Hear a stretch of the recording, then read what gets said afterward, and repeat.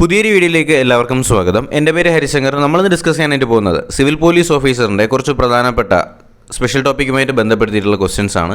അപ്പോൾ ഇതൊരു mock test എഴുതുന്ന സീരിയസ്നെസ്സോടുകൂടി തന്നെ ഈ ഒരു ടെസ്റ്റ് അപ്രോച്ച് ചെയ്യാനായിട്ട് ശ്രമിക്കുക. 15 ചോദ്യങ്ങളാണ് ഇതിനകത്ത് ഉൾപ്പെടുത്തിയിട്ടുള്ളത്.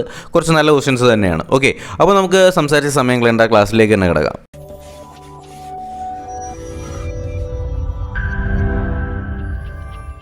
ഒന്നാമത്തെ ചോദ്യം, ചുവടെ നൽകിയിട്ടുള്ള വസ്തുതകൾ ചേരുംപടി ചേർക്കുക എന്നാണ് കേട്ടോ. അപ്പോൾ ഇതിനകത്ത് പറയുന്നുണ്ട്, കുറച്ച് ക്വസ്റ്റ്യൻസ് പറയുന്നുണ്ട്. അപ്പോൾ ഇതിനകത്ത് കുറച്ച് IPC സെക്ഷൻ, നമ്മുടെ IPC സെക്ഷൻ 339 മുതൽ 342 വരെ പറയുന്നുണ്ട്. അതുമായിട്ട് ബന്ധപ്പെടുത്തിയിട്ടുള്ള കുറച്ച് റിലേറ്റഡ് ഫാക്ട്സും ഇതിനകത്ത് പറയുന്നുണ്ട്. എന്ത് ചെയ്യുക, നിങ്ങളിതിനെ ഒന്ന് മാച്ച് ചെയ്യാനായിട്ട് ശ്രമിച്ചു നോക്കുക. ഓക്കെ, എല്ലാവർക്കും മാച്ച് ചെയ്യാനായിട്ട് കഴിഞ്ഞു എന്ന് തന്നെ വിശ്വസിക്കുന്നു. അപ്പോൾ നമുക്ക് ഇതിൻ്റെ ഉത്തരത്തിലേക്ക് തന്നെ കടന്നാലോ. അപ്പോൾ ഇതിനകത്ത് പറയുന്നത് IPC സെക്ഷൻ 339 പറയുന്നുണ്ട്, 340 പറയുന്നുണ്ട്, 41 പറയുന്നുണ്ട്, 42 പറയുന്നുണ്ട് അല്ലേ. അപ്പോൾ എന്താണ് IPC സെക്ഷൻ 339 എന്ന് നമുക്ക് നോക്കിയാലോ. എന്താണ്? അന്യായമായ തടസ്സപ്പെടുത്തലിനെയാണ് നമ്മൾ എന്ത് പറയുന്നത്, 339 ഉൾപ്പെടുത്തിയിട്ടുള്ളത് അല്ലേ. അപ്പോൾ IPC സെക്ഷൻ 339 എന്താണ് പറയുന്നത്? അന്യായമായ തടസ്സപ്പെടുത്തലിനെ കുറിച്ചാണ് IPC സെക്ഷൻ 339 പറയുന്നത്. അങ്ങനെയാണെങ്കിൽ എന്താണ് IPC സെക്ഷൻ 340 പറയുന്നത്? എന്താണ്? അന്യായമായി തടഞ്ഞു വയ്ക്കുന്നതിനാണ് കേട്ടോ. അപ്പോൾ എന്താണ് IPC സെക്ഷൻ 340? അന്യായമായി തടഞ്ഞു വയ്ക്കുന്നതാണ് എന്ത്? IPC section 340. അന്യായമായ തടസ്സപ്പെടുത്തലാണ് IPC സെക്ഷൻ 339. അങ്ങനെയാണെങ്കിൽ എന്താണ് IPC സെക്ഷൻ 341? എന്താണ് IPC സെക്ഷൻ 341? എന്താണ്? അന്യായമായ തടസ്സപ്പെടുത്തലിനുള്ള ശിക്ഷയാണെന്ത്? IPC section 341. അങ്ങനെയാണെങ്കിൽ എന്തായിരിക്കും IPC സെക്ഷൻ 342? അന്യായമായ തടഞ്ഞു വയ്ക്കലിനുള്ള ശിക്ഷയെക്കുറിച്ച് പറയുന്നതാണെന്ത്? IPC section 342. സംശയമൊന്നുമില്ലല്ലോ, ക്ലിയർ അല്ലേ? അപ്പോൾ നമ്മൾ എന്താണ് പറഞ്ഞത്? IPC സെക്ഷൻ 339 എന്താണ്? അന്യായമായ തടസ്സപ്പെടുത്തലിനെ കുറിച്ച് പറയുന്നതാണ് IPC സെക്ഷൻ 339 എന്ന് പറയുന്നത്. എന്താണ് IPC സെക്ഷൻ 340? എന്താണ്, എന്തിനെക്കുറിച്ചാണ് പറയുന്നത്? അന്യായമായി തടഞ്ഞു വയ്ക്കുന്നതിനെ കുറിച്ച്, അല്ലെങ്കിൽ അന്യായമായ തടഞ്ഞു വയ്ക്കലിനെ കുറിച്ച് പറയുന്നതാണ് എന്ത്? IPC section 340. എന്താണ് IPC സെക്ഷൻ 341 പറയുന്നത്? എന്താണ്? അന്യായമായ തടസ്സപ്പെടുത്തലിനുള്ള ശിക്ഷയെക്കുറിച്ച് പറയുന്നതാണ് IPC സെക്ഷൻ 341 പറയുന്നത്. എന്നാൽ IPC സെക്ഷൻ 342 പറയുന്നത് എന്താണ്? അന്യായമായ തടഞ്ഞു വയ്ക്കലിനുള്ള ശിക്ഷയെക്കുറിച്ച് പറയുന്നതാണ് IPC സെക്ഷൻ 342. ഓക്കെ അല്ലേ? അപ്പോൾ ഇതിൽ വേറെ സംശയമൊന്നും ഇല്ലാന്ന് തന്നെ വിശ്വസിക്കുന്നു. അപ്പോൾ ഇതിനകത്ത് 4 ഓപ്ഷൻസ് കൊടുത്തിട്ടുണ്ട്. ഓപ്ഷൻ A ആണ് ഇതിനകത്ത് ശരി ഉത്തരം വരുന്നത്. നമ്മൾ മാച്ച് ചെയ്ത ആ ഒരു ഓർഡറാണ് ഇതിനകത്ത് കൊടുത്തിട്ടുള്ളത്. അപ്പോൾ നമുക്ക് രണ്ടാമത്തെ ചോദ്യത്തിലേക്ക് കടക്കാമല്ലോ. കൂട്ടബലാത്സംഗത്തെക്കുറിച്ച് പ്രതിപാദിക്കുന്ന IPC സെക്ഷൻ ഏതാണ്? നമ്മളിത് മുന്നേയും ഡിസ്കസ് ചെയ്ത ക്വസ്റ്റ്യൻ ആണല്ലേ. അപ്പോൾ കൂട്ടബലാത്സംഗത്തെക്കുറിച്ച് പ്രതിപാദിക്കുന്ന IPC സെക്ഷൻ ഏതെന്നാണ് നമ്മുടെ രണ്ടാമത്തെ ചോദ്യം. ഏതാണ്? ഓപ്ഷൻ C ആണ് ശരി ഉത്തരം. IPC സെക്ഷൻ 376D ആണ് കേട്ടോ. അപ്പോൾ 376D ആണ് എന്ത് ചെയ്യുന്നത്? കൂട്ടബലാത്സംഗത്തെക്കുറിച്ച് പറയുന്നത് എന്താണ്? IPC സെക്ഷൻ 376D ആണെന്ന് അറിഞ്ഞിരിക്കുക. വേറെ സംശയമില്ലല്ലോ. ഓക്കെ, നമുക്ക് അടുത്ത് മൂന്നാമത്തെ ചോദ്യത്തിലേക്ക് കടക്കാം. വ്യക്തിയെ വ്യാപാരം ചെയ്യുന്നതിനെക്കുറിച്ച് പ്രതിപാദിക്കുന്ന IPC സെക്ഷൻ ഏതാണ്?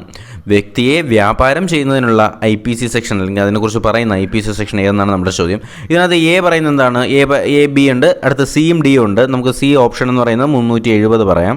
D എന്ന് പറയുന്ന ഓപ്ഷൻ നമുക്ക് 375 പറയാം. ഓക്കെ, അപ്പോൾ ഇതിനകത്ത് നിന്ന് ഏതാണ് വ്യക്തിയെ വ്യാപാരം ചെയ്യുന്നതിനെക്കുറിച്ച് പ്രതിപാദിച്ചിരിക്കുന്ന IPC സെക്ഷൻ ഏതാണെന്ന് ഒന്ന് കണ്ടുപിടിച്ചേ.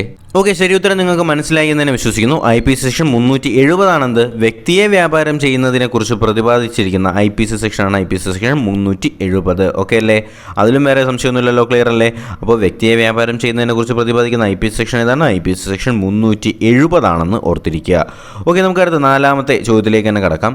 സ്ത്രീകളെ സൂര്യോദയത്തിന് മുൻപും സൂര്യാസ്തമയത്തിന് ശേഷവും അറസ്റ്റ് ചെയ്യരുതെന്ന് പ്രതിപാദിച്ചിരിക്കുന്ന CRPC സെക്ഷൻ ഏതാണെന്ന് ചോദിച്ചിട്ടുള്ളത്. എന്താണ്? സ്ത്രീകളെ സൂര്യോദയത്തിന് മുൻപും സൂര്യാസ്തമയത്തിന് ശേഷവും അറസ്റ്റ് ചെയ്യരുതെന്ന് പ്രതിപാദിച്ചിരിക്കുന്ന CRPCയിലെ സെക്ഷൻ ഏതെന്നാണ് നമ്മുടെ നാലാമത്തെ ചോദ്യം. ഏതാണ് ആ ഒരു CRPC സെക്ഷൻ? ഏതാണ്? 4 ഓപ്ഷൻസ് കൊടുത്തിട്ടുണ്ട്. ശരി ഉത്തരം നിങ്ങൾക്ക് കണ്ടെത്താനായിട്ട് കഴിഞ്ഞിട്ടുണ്ടെങ്കിൽ ഓപ്ഷൻ D ആണ് ശരി ഉത്തരം. 46(4) ആണല്ലേ. അപ്പോൾ 46(4). ഓക്കെ, 46(4) ആണ് എന്ത് പറയുന്നത്? സ്ത്രീകളെ സൂര്യോദയത്തിന് മുൻപും സൂര്യാസ്തമയത്തിന് ശേഷവും എന്ത് ചെയ്യാൻ പാടില്ല?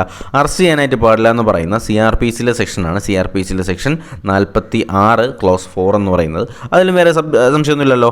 നമുക്കടുത്ത് അഞ്ചാമത്തെ ചോദ്യത്തിലേക്ക് പോകാം. താഴെ പറയുന്ന പ്രസ്താവനകളിൽ IPC സെക്ഷൻ 304B ബന്ധപ്പെടുത്തിയിട്ട് തെറ്റായിട്ടുള്ള പ്രസ്താവന ഏതെന്നാണ് ചോദിച്ചിട്ടുള്ളത് കേട്ടോ. അപ്പോൾ ഇതിനകത്ത് 4 ഓപ്ഷൻസ് കൊടുത്തിട്ടുണ്ട്. അപ്പോൾ ഇതിൽ ചോദിച്ചിട്ടുള്ളത് ഏത് സെക്ഷനെ കുറിച്ചാണ്?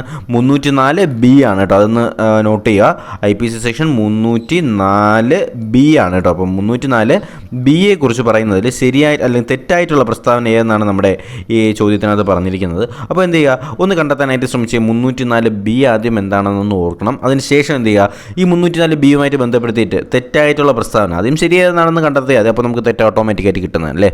അപ്പോൾ 304B നമുക്കൊന്ന് നോക്കിയാലോ. ഓക്കെ, അപ്പോൾ എന്താണ് IPC സെക്ഷൻ 304B പറയുന്നത്? എന്തിനെക്കുറിച്ചാണ്?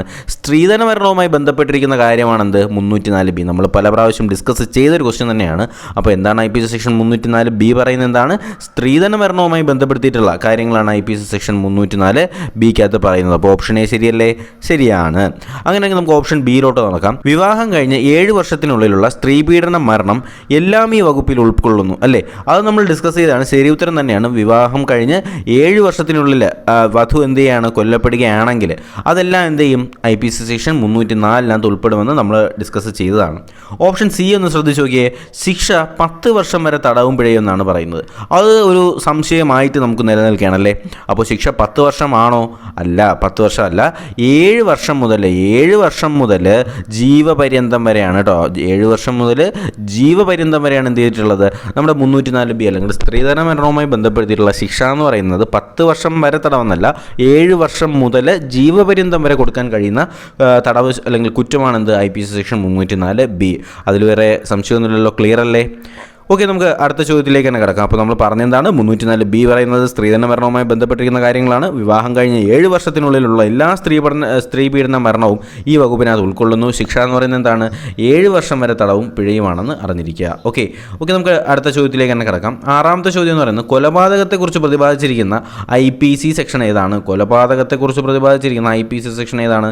നമ്മളിതിനെക്കുറിച്ച് വളരെ ഡീറ്റെയിൽ ആയിട്ടൊരു ക്ലാസ് എടുത്തതാണ്. അപ്പോൾ കൊലപാതകത്തെക്കുറിച്ച് പറയുന്ന ഏതാണ്? സിമ്പിളായിട്ട് കണ്ടെത്താനായിട്ട് കഴിയും. IPC സെക്ഷൻ 300 ആണ് അല്ലേ. IPC സെക്ഷൻ 300 ആണ് കൊലപാതകത്തെക്കുറിച്ച് പ്രതിപാദിച്ചിരിക്കുന്നത്. സംശയമൊന്നുമില്ലല്ലോ. ഓക്കെ, നമുക്കടുത്ത് 7ാമത്തെ ചോദ്യത്തിലേക്ക് കടക്കാം. കുറ്റകരമായ വിശ്വാസ ലംഘനത്തെക്കുറിച്ച് പ്രതിപാദിക്കുന്ന അല്ലെങ്കിൽ അതിൻ്റെ ശിക്ഷയെക്കുറിച്ച് പ്രതിപാദിക്കുന്ന IPC സെക്ഷൻ ഏതാണ്? എന്താണ്? കുറ്റകരമായ വിശ്വാസ ലംഘനത്തിനുള്ള ശിക്ഷയെക്കുറിച്ച് പ്രതിപാദിക്കുന്ന IPC സെക്ഷൻ ഏതെന്നാണ് നമ്മുടെ 7ാമത്തെ ചോദ്യം. അപ്പോൾ ഈ 4 ഓപ്ഷനകത്ത് നിന്ന് നിങ്ങളെ കൊണ്ട് ശരിയുത്തരം കണ്ടെത്താനായിട്ട് കഴിഞ്ഞിട്ടുണ്ടെന്ന് തന്നെ വിശ്വസിക്കുന്നു. അപ്പോൾ ഞാൻ ഉത്തരത്തിലേക്ക് കടക്കട്ടല്ലോ. IPC സെക്ഷൻ 406 ആണ്. 406 406 അനുസരിച്ചാണ് എന്ത് ചെയ്യുന്നത്, കുറ്റകരമായ വിശ്വാസലംഘനത്തിനുള്ള ശിക്ഷയെക്കുറിച്ച് പറയുന്നത് IPC സെക്ഷൻ 406 ആണെന്ന് അറിഞ്ഞിരിക്കുക. ഓക്കെ, നമുക്കടുത്ത് 8ാമത്തെ ചോദ്യത്തിലേക്ക് കടക്കാം. ഒരു സ്ത്രീയെ വിവസ്ത്രയാക്കുക എന്ന ലക്ഷ്യത്തോടെ കുറ്റകരമായ ബലപ്രയോഗം നടത്തുന്നത് കുറ്റകരമാണെന്ന് പ്രതിപാദിക്കുന്ന IPC സെക്ഷൻ ഏതാണ്? എന്താണ് ചോദ്യം? എന്താണ്? ഒരു സ്ത്രീയെ വിവസ്ത്രയാക്കുക എന്ന ലക്ഷ്യത്തോടു കൂടി കുറ്റകരമായ ബലപ്രയോഗം നടത്തുന്നത് കുറ്റകരമാണെന്ന് പ്രതിപാദിക്കുന്ന IPC സെക്ഷൻ ഏതെന്നാണ് നമ്മുടെ 8ാമത്തെ ചോദ്യം. ഓക്കെ, ഇതിനകത്ത് നിന്ന് ശരി ഉത്തരം കണ്ടെത്താനായിട്ട് കഴിഞ്ഞിട്ടുണ്ടെങ്കിൽ ഓപ്ഷൻ ബി ആണ് ശരി ഉത്തരം. 354B ആണ് കേട്ടോ. അപ്പോൾ 354. ഓക്കെ, 354B ആണ് എന്ത് ചെയ്യുന്നത്, 354 ആണ്. 354B ആണ് എന്ത് പറയുന്നത്, ഒരു സ്ത്രീയെ വിവസ്ത്രയാക്കുക എന്ന ലക്ഷ്യത്തോടു കൂടി കുറ്റകരമായ ബലപ്രയോഗം നടത്തുന്നത് കുറ്റകരമാണെന്ന് പ്രതിപാദിക്കുന്ന IPC സെക്ഷനാണ് 354B. 354B. ഓക്കെ, ക്ലിയർ ആണല്ലേ? ഡൗട്ടൊന്നുമില്ലല്ലോ അതിൽ. ഓക്കെ, നമുക്കടുത്ത 9ാമത്തെ ചോദ്യത്തിലേക്ക് കടക്കാം. പോലീസ് സേനയുടെ പൊതുവായ ഘടനയെക്കുറിച്ച് പ്രതിപാദിച്ചിരിക്കുന്ന കേരള പോലീസ് ആക്ടിലെ സെക്ഷൻ ഏതാണ്? എന്താണ്? പോലീസ് സേനയുടെ പൊതുവായ ഘടനയെക്കുറിച്ച് പ്രതിപാദിക്കുന്ന പോലീസ് സേനയിലെ പൊതുവായ ഘടനയെക്കുറിച്ച് പ്രതിപാദിക്കുന്ന കേരള പോലീസ് ആക്ടിലെ സെക്ഷൻ ഏതെന്നാണെന്ന് നമ്മുടെ ചോദ്യം അതാണ്. അപ്പോൾ ഇതിനകത്ത് നിന്ന് ശരി ഉത്തരം കണ്ടെത്താനായിട്ട് കഴിഞ്ഞിട്ടുണ്ടെങ്കിൽ ഓപ്ഷൻ സി ആണ് ശരി ഉത്തരം. ഏതാണ്? കേരള പോലീസ് ആക്ടിലെ സെക്ഷൻ 14 ആണ് കേട്ടോ. അപ്പോൾ 14 ആണ് എന്ത് ചെയ്യുന്നത്, നമ്മുടെ കേരള പോലീസ് ആക്ടിൻ്റെ ഘടനയെക്കുറിച്ച് അല്ലെങ്കിൽ പൊതുവായ ഘടനയെക്കുറിച്ച് പറയുന്നത് കേരള പോലീസ് ആക്ട് 14 ആണെന്ന് അറിഞ്ഞിരിക്കുക. കേരള പോലീസ് ആക്ട് 14 ആണ് നമ്മുടെ പോലീസ് സേനയിലെ പൊതുവായ ഘടനയെക്കുറിച്ച് പ്രതിപാദിക്കുന്നത്. സംശയമൊന്നുമില്ലല്ലോ. അടുത്ത് നമുക്ക് 10ാമത്തെ ചോദ്യത്തിലേക്ക് കടക്കാം. പോക്സോ ആക്ട് 22 പ്രകാരം വ്യാജ വിവരം നൽകുന്നത് ഒരു കുട്ടിയാണെങ്കിൽ ലഭിക്കുന്ന ശിക്ഷ എന്തെന്നാണ് ചോദ്യം. എന്താണ് ചോദ്യം? പോക്സോ ആക്ടിലെ 22 പ്രകാരം വ്യാജ വിവരം നൽകുന്നത് ഒരു കുട്ടിയാണെങ്കിൽ ലഭിക്കുന്ന അല്ലെങ്കിൽ കുട്ടിക്ക് ലഭിക്കുന്ന ശിക്ഷ എന്തെന്നാണ് നമ്മുടെ 10ാമത്തെ ചോദ്യം. ഓക്കെ, ഇത് നമ്മൾ ഡിസ്കസ് ചെയ്തതാണ്. വ്യാജ വാർത്ത നൽകുന്നത് ഒരു കുട്ടിയാണെങ്കിൽ ആ കുട്ടിക്ക് എന്ത് ലഭിക്കത്തില്ല? ശിക്ഷ ലഭിക്കത്തില്ല. ഒരു ശിക്ഷയും നൽകാൻ പാടില്ല എന്നാണ് കേട്ടോ. അപ്പോൾ പോക്സോ ആക്ടിലെ സെക്ഷൻ 22 പ്രകാരം വ്യാജ വിവരം നൽകുന്നത് ഒരു കുട്ടിയാണെങ്കിൽ ആ കുട്ടിക്ക് എന്ത് ചെയ്യാൻ പാടില്ല? ഒരു ശിക്ഷയും കൊടുക്കാനായിട്ട് പാടുള്ളതല്ല. ഓക്കെ, അപ്പോൾ 11ാമത്തെ ചോദ്യത്തിലേക്ക് കടക്കുന്നതിന് മുന്നേ നമ്മുടെ ചാനലിലേക്ക് നിങ്ങൾ ആദ്യമായിട്ടാണ് കാണുന്നത് അല്ലെങ്കിൽ നിങ്ങൾ സബ്സ്ക്രൈബ് ചെയ്തിട്ടില്ല എന്നുണ്ടെങ്കിൽ തീർച്ചയായും സബ്സ്ക്രൈബ് ചെയ്യാനായിട്ട് മറക്കരുത്. ബെൽ ബട്ടൺ കൂടി എനേബിൾ ചെയ്തിരുന്നാലേ നമ്മൾ അപ്ലോഡ് ചെയ്യുന്ന വീഡിയോസും ക്ലാസ്സുകളും എല്ലാം നിങ്ങൾക്ക് നോട്ടിഫിക്കേഷനായിട്ട് ലഭിക്കത്തുള്ളൂ. ഓക്കെ, നമുക്കടുത്ത് 11ാമത്തെ ചോദ്യത്തിലേക്ക് കടന്നാലോ? നോക്കാം. ഡ്രഗ്സ് നിർമ്മാണവുമായി ബന്ധപ്പെട്ട NDPS ആക്ട് ഏതാണ് എന്താണ് ചോദ്യം. ഡ്രഗ്സ് നിർമ്മാണവുമായി ബന്ധപ്പെടുത്തിയിട്ടുള്ള NDPSലെ ആക്ട് ഏതെന്നാണ് നമ്മുടെ 11ാമത്തെ ചോദ്യം. അപ്പോൾ NDPS ആക്ടിനെ കുറിച്ച് നമ്മളൊരു ക്ലാസ് എടുത്തിട്ടുള്ളതാണ്. അപ്പോൾ ഇതിനകത്ത് പറയുന്നത് എന്താണ്? ഡ്രഗ്സ് നിർമ്മാണവുമായി ബന്ധപ്പെടുത്തിയിട്ടുള്ള NDPSലെ ആക്ട് ഏതെന്ന് ചോദിച്ചാൽ അത് ഏതാണ്? NDPS ആക്ട് 21 കേട്ടോ. അപ്പോൾ ഓപ്ഷൻ സി ആണ് ശരി ഉത്തരം. NDPSലെ ആക്ട് 21 എന്ത് പറയുന്നത്? ഡ്രഗ്സ് നിർമ്മാണവുമായി ബന്ധപ്പെട്ട NDPS ആക്ട് ആണെന്ത്? NDPS ആക്ടിലെ 21. അപ്പോൾ NDPS ആക്ട് 21 എന്ന് പറയുന്നത് എന്താണ്? ഡ്രഗ്സ് നിർമ്മാണവുമായി ബന്ധപ്പെടുത്തിയിട്ടുള്ള NDPS ആക്ട് ഏതാണെന്ന് ചോദിച്ചാൽ അത് NDPS ആക്ട് 21 ആണെന്ന് അറിഞ്ഞിരിക്കുക. ഓക്കെ, അടുത്ത നമുക്ക് 12ാമത്തെ ചോദ്യത്തിലേക്ക് കടക്കാം. ജുവനൈൽ ജസ്റ്റിസ് ആക്ട് പാസ്സാക്കിയ വർഷം ഏതെന്നാണ് ചോദ്യം. എന്താണ്? ജുവനൈൽ ജസ്റ്റിസ് ആക്ട് പാസ്സാക്കിയ വർഷം ഏതെന്നാണ് ചോദ്യം. അപ്പോൾ 4 ഓപ്ഷൻസ് കൊടുത്തിട്ടുണ്ട്. ഏതാണ് ശരി ഉത്തരം? ജുവനൈൽ ജസ്റ്റിസ് ആക്ട് പാസ്സാക്കിയത് എപ്പോഴാണ്? ഓപ്ഷൻ എ ആണ് ശരി ഉത്തരം. 2000-ലാണ്. ഓക്കെ, അപ്പോൾ 2000-ലാണ് എന്ത് ചെയ്യുന്നത്? ജുവനൈൽ ജസ്റ്റിസ് ആക്ട് പാസ്സാക്കുന്നത് 2000-ലാണെന്ന് കൂടി അറിഞ്ഞിരിക്കുക. ഓക്കെ, നമുക്കടുത്ത് 13ാമത്തെ ചോദ്യത്തിലേക്ക് കടക്കാം. കമ്മ്യൂണിറ്റി പോലീസിനെ കുറിച്ചും പ്രതിപാദിച്ചിരിക്കുന്ന കേരള പോലീസ് ആക്ടിലെ സെക്ഷൻ ഏതാണ് എന്താണ് ചോദ്യം. കമ്മ്യൂണിറ്റി പോലീസിനെ കുറിച്ച് പ്രതിപാദിച്ചിരിക്കുന്ന കേരള പോലീസ് ആക്ടിലെ സെക്ഷൻ ഏതെന്നാണ് നമ്മുടെ 13ാമത്തെ ചോദ്യം. അപ്പോൾ നമ്മൾ ഡിസ്കസ് ചെയ്താണ് കേരള പോലീസ് ആക്ടിലെ സെക്ഷൻ 64 എന്ത് ചെയ്യുന്നത്? കമ്മ്യൂണിറ്റി പോലീസിനെ കുറിച്ച് പ്രതിപാദിക്കുന്നത്. കേരള പോലീസ് ആക്ടിലെ സെക്ഷൻ 64 കമ്മ്യൂണിറ്റി പോലീസിനെ കുറിച്ച് പ്രതിപാദിക്കുന്ന കേരള പോലീസ് ആക്ടിലെ സെക്ഷൻ ഏതാണ്? Kerala police ആക്ടിലെ section 64. 64 എന്താണ് പറയുന്നത്? കമ്മ്യൂണിറ്റി പോലീസിനെ കുറിച്ച് പ്രതിപാദിക്കുന്ന കേരള പോലീസ് ആക്ടിലെ സെക്ഷനാണ് ഏത്? സെക്ഷൻ 64 എന്ന് അറിഞ്ഞിരിക്കുക. ഓക്കെ, നമുക്കടുത്ത് 14ാമത്തെ ചോദ്യത്തിലേക്ക് കടക്കാം. വ്യക്തിയെ പരിശോധിക്കുന്നതിനുള്ള വ്യവസ്ഥകളെക്കുറിച്ച് പ്രതിപാദിച്ചിരിക്കുന്നത് NDPS ആക്ട് അല്ലെങ്കിൽ ഏത് NDPS ആക്ടിൽ അനുസരിച്ചാണ് ഒരു വ്യക്തിയെ പരിശോധിക്കുന്നതിനെക്കുറിച്ച് വ്യക്തമായിട്ടുള്ള വ്യവസ്ഥകളെക്കുറിച്ച് പ്രതിപാദിച്ചിരിക്കുന്നത് NDPSലെ ഏത് ആക്ടിനകത്താണെന്നാണ് നമ്മുടെ 14ാമത്തെ ചോദ്യം. അപ്പോൾ 4 ഓപ്ഷൻസ് ഉണ്ട്. ശരി ഉത്തരം കണ്ടെത്താനായിട്ട് ഒന്ന് ശ്രമിച്ചു നോക്കിയേ. ഓക്കെ, നമുക്ക് ഉത്തരത്തിലേക്ക് തന്നെ കടക്കാം. NDPSലെ ആക്ട് 50 അനുസരിച്ചാണ്. ഓക്കെ, ഇപ്പോൾ NDPS ആക്ട് 50 അനുസരിച്ചാണ് എന്ത് ചെയ്യുന്നത്? ഒരു വ്യക്തിയെ പരിശോധിക്കുന്നതിനുള്ള വ്യവസ്ഥയെക്കുറിച്ച് പ്രതിപാദിക്കുന്ന NDPS ആക്ട് ഏതാണ്? NDPS ആക്ടിലെ 50 ആണെന്ന് അറിഞ്ഞിരിക്കുക. അപ്പോൾ ഒരു വ്യക്തിയെ പരിശോധിക്കണമെങ്കിൽ എന്ത് വേണം? NDPS ആക്ടിലെ 50ാമത്തെ സെക്ഷനകത്താണ് എന്ത് ചെയ്യുന്നത്? ഒരു വ്യക്തിയെ ഏതൊക്കെ വ്യവസ്ഥകളാൽ അല്ലെങ്കിൽ അതിനുള്ള കണ്ടീഷൻസ് എന്തൊക്കെയാണെന്നൊക്കെ പറയുന്നത് നമ്മുടെ NDPS ആക്ട് 50 ആണെന്ന് അറിഞ്ഞിരിക്കുക. ഓക്കെ അല്ലേ? ഓക്കെ, നമുക്കടുത്ത് 15ാമത്തെ ചോദ്യം, നമ്മുടെ ലാസ്റ്റ് ക്വസ്റ്റ്യനിലേക്ക് നമ്മൾ കടക്കുകയാണ്.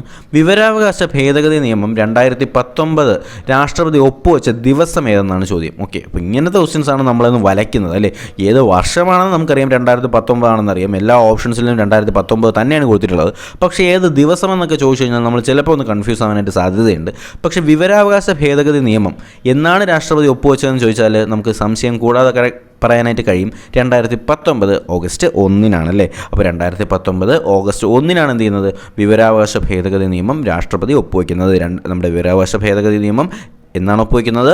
ഓഗസ്റ്റ് 1-നാണ്. 2019 ഓഗസ്റ്റ് 1-നാണ് വിവരാവകാശ ഭേദഗതി നിയമം രാഷ്ട്രപതി ഒപ്പുവയ്ക്കുന്നത്. ഓക്കെ, അപ്പോൾ നമ്മളിപ്പോൾ ഡിസ്കസ് ചെയ്തത് കുറച്ച് പ്രധാനപ്പെട്ടതെന്ന് വെച്ചാൽ 15 പ്രധാനപ്പെട്ട നമ്മുടെ സിവിൽ പോലീസ് ഓഫീസറുമായിട്ട് ബന്ധപ്പെടുത്തിയിട്ടുള്ള കുറച്ച് ക്വസ്റ്റ്യൻസ് ആണ്. തീർച്ചയായിട്ടും നിങ്ങൾക്ക് ഈ ഒരു ക്ലാസ് ഫലപ്രദമായി എന്ന് തോന്നുകയാണെങ്കിൽ നിങ്ങളുടെ സുഹൃത്തുക്കളിലേക്ക് എത്തിക്കുക. ആദ്യമായിട്ടാണ് ചാനൽ കാണുന്നവരുണ്ടെങ്കിൽ ചാനൽ സബ്സ്ക്രൈബ് ചെയ്യാനും മറക്കരുത്. അപ്പോൾ പുതിയൊരു ക്ലാസ്സും വീഡിയോ നോട്ടിഫിക്കേഷനൊക്കെ ആയിട്ട് നമുക്ക് ഉടനെ തന്നെ കാണാം. അതുവരേക്കും എല്ലാവർക്കും ഗുഡ് ബൈ.